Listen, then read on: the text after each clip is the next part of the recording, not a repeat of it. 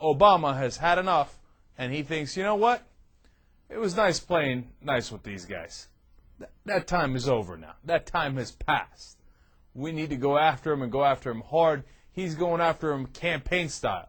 And next week he goes to Indiana and Florida to campaign there, talking about how all these jobs have been lost, and terrible numbers out today.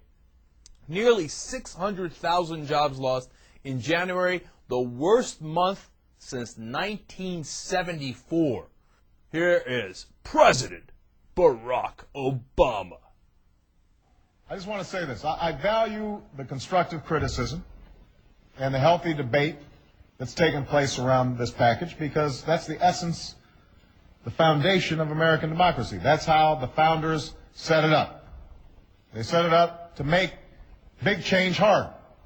It wasn't supposed to be easy. That's part of the reason why we've got such a stable government, is because no one party, no one individual can simply dictate the terms of the debate. I don't think any of us here have cornered the market on wisdom, or that do I believe that good ideas are the province of any party. The American people know that our challenges are great. They're not expecting Democratic solutions or Republican solutions. They want American solutions.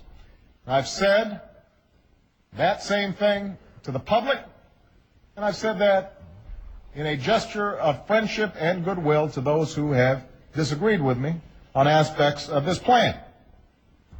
But what I have also said is, don't come to the table with the same tired arguments and worn ideas that helped to create this crisis. Booyah! All of us are imperfect. And everything we do and everything I do is subject to improvement. Michelle reminds me every day how imperfect I am. So I welcome this debate. But come on, we are not going to get relief by turning back to the very same policies that for the last 8 years doubled the national debt and threw our economy into a tailspin. Can't do it. We can't embrace the losing formula that says only tax cuts will work for every problem we face, that ignores critical challenges like our addiction to foreign oil, or the soaring costs of health care, or falling schools and crumbling bridges and roads and levees. I don't care whether you're driving a hybrid or an SUV. If you're headed for a cliff, you've got to change direction. That's what the American people called for in November, and that's what we intend to deliver. So the American people are watching.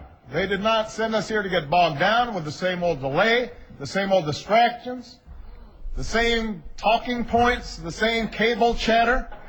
Hell no! You know, I mean, aren't you all tired of that stuff? They did not vote for the false theories of the past, and they didn't vote for phony arguments. Hell no! And petty politics. We owe it to them to deliver. And I know you want to work with me to get there. If we do not move swiftly to sign the American Recovery and Reinvestment Act into law, an economy that is already in crisis will be faced with catastrophe. This is not my assessment. This is not Nancy Pelosi's assessment. This is the assessment of the best economists in the country. This is the assessment of some of the former advisors of some of the same folks who are making these criticisms right now.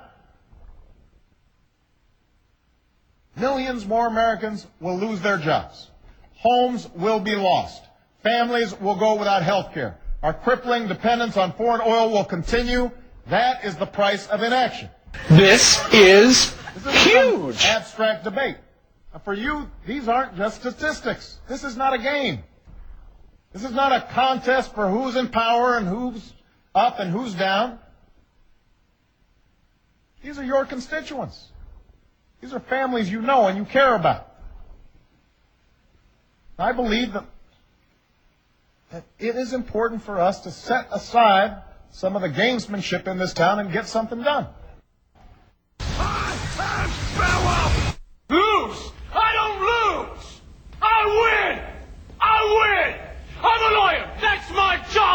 That's what I do!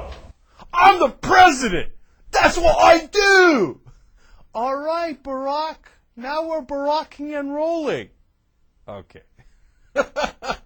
All right. No, seriously. This is the whooping stick. Now we're having a conversation. This is how you go after him. This is the old Barack Obama that won the election, where he says, look, I offered a handout to you, which he did. Not a handout, but I reached my hand out to you, right? And he said, now you slapped it down. Well, I'm going to have to slap you back. Okay. Does Barack Obama have to choke a Republican, I guess, in this case? All right. Anyway, look, this is important because now all of a sudden the heat's turned up on the Republicans because now everybody across the nation is hearing in their television, radio, et cetera, that Obama's saying we need this now. The unemployment is through the roof, and we can't do this the old way. And that last part is the most critical part, if you ask me, and that's what he focused on through most of that speech, and that speech was given to the House Republicans when they met. I'm sorry, the House Democrats when they met. And that critical part is, look, the old way of doing it did not work, and we can't go back to that. So what's my evidence for that? Among 100 different studies. Just look at it, and you know it yourself. Over the last 8 years, all we did was tax cuts. Tax cut after tax cut after tax cut. And look at the economic mess we're in. The proof is in the pudding. We tried it, and it didn't work. Not only did it not work, it got us into an enormous financial and economic mess. So now what is the Republican solution? The same old tired solution that they've been giving to us for the last 40 years.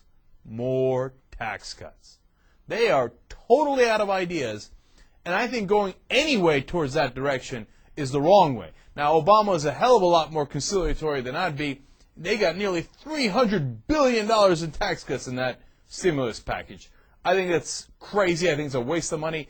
And as I've said this before, maybe I'm too harsh, but the way I see it, I wouldn't give tax cuts to the rich, the middle class, or the poor. I don't think they work. And I think they're a bad idea, and we lose nearly $300 billion, and I don't know how we're going to pay that back.